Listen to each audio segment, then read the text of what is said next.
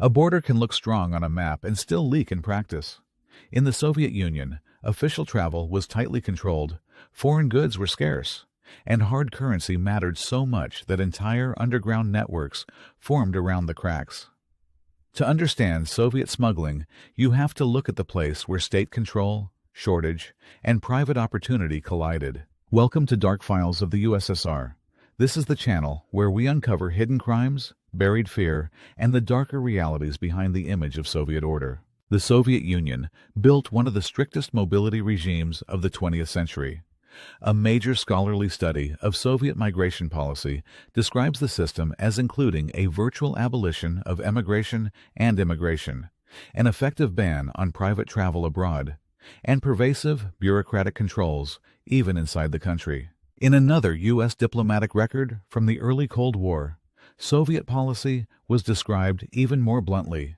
No Soviet citizen whose American visa was not officially sponsored had received a Soviet exit visa to travel to the United States after October 1947. This matters because strict borders did not eliminate movement. They changed its price, its risk, and the people who profited from it. That is the first key to understanding smuggling across Soviet borders. It was not a side issue. It was a direct product of scarcity and control. A classic study of the Soviet shadow economy notes that the market in strictly illegal goods included foreign currency, gold, and narcotics. Another study of the late Soviet black market explains that under Gorbachev, underground transactions drew heavily on goods the state was unwilling or unable to supply, including smuggled foreign goods. In other words, the more the official economy failed to satisfy consumer demand, the more value moved to the border. Smuggling was not just about getting around customs. It was about getting around a whole economic system. This pattern had deep roots. A recent study of consumer smuggling during the new economic policy period argues that consumer contraband remained persistent in Soviet Russia despite state efforts to contain it. Another major study of contraband across the Soviet western frontier after the Civil War shows that smuggling depended on limited policing resources, the connivance of corrupt officials, and, in some cases, even the participation of Soviet institutions themselves, which sent their own agents across the frontier for profit or supply. That is an extraordinary point. Smuggling in the early Soviet years was not simply an attack on the state from outside. It grew in a zone where the state itself, local interests, and corruption could overlap.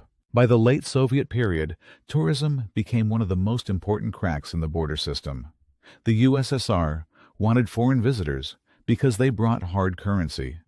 But foreign visitors also created contact points the system could not fully control.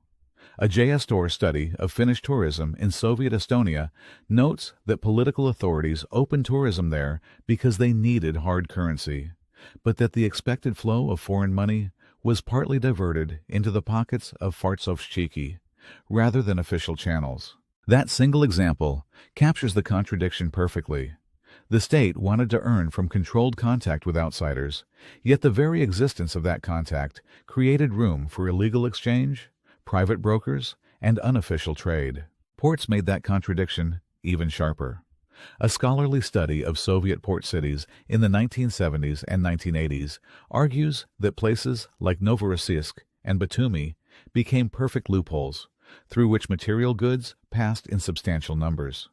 The same study says sailors brought enough foreign clothing to meet local demand on the black market, and that port city residents had unusually easy access to Western consumer goods. This is a crucial part of the Soviet border story.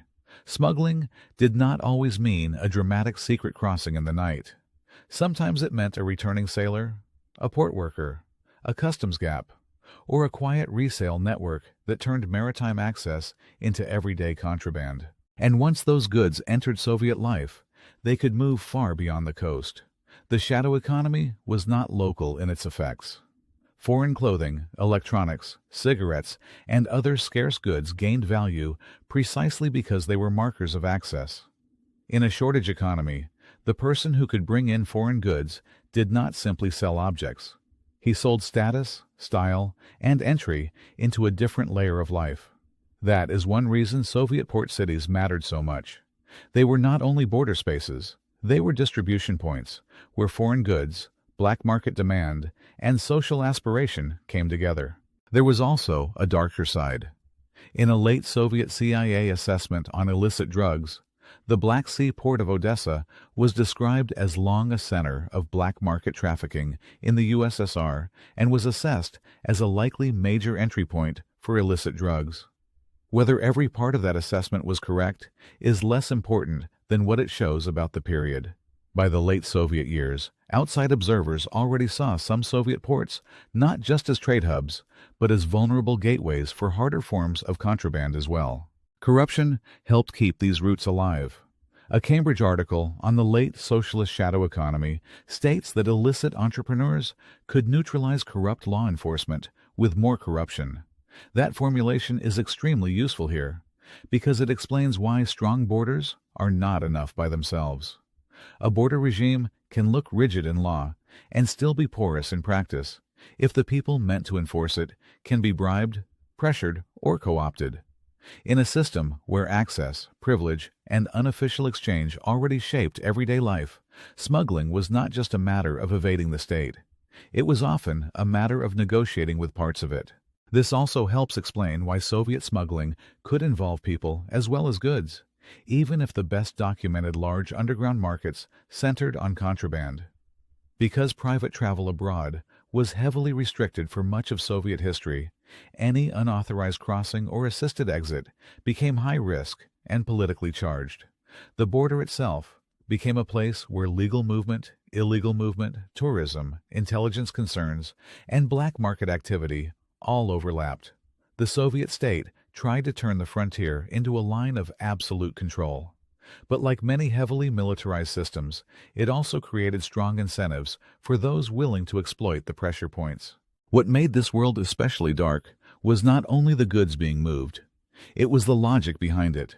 Smuggling across Soviet borders thrived because demand was real, legal access was limited, and official systems could not satisfy ordinary desire.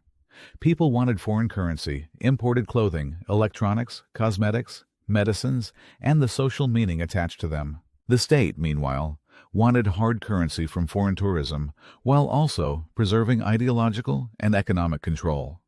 That contradiction produced a predictable outcome.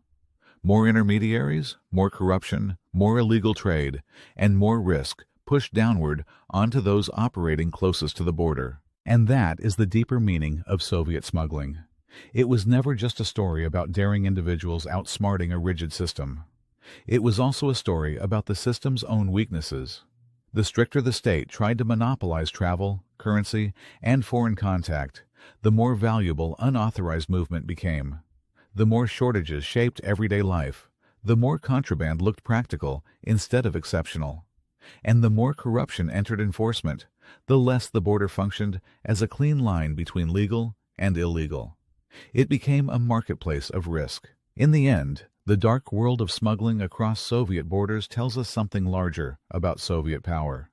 The state was strong enough to restrict movement, but not strong enough to eliminate the demand created by restriction. It could criminalize foreign exchange, limit private travel, and police ports and hotels. But it could not stop people from wanting what lay beyond the border, or stop networks from forming to serve that desire. That is why smuggling mattered so much. It was not just a criminal underworld at the edge of the USSR. It was one of the clearest signs that control on paper and control in real life were never quite the same thing. This is Dark Files of the USSR. If you want more fact-based stories about hidden crimes, buried fear, and the darker side of Soviet history, subscribe and stay with us.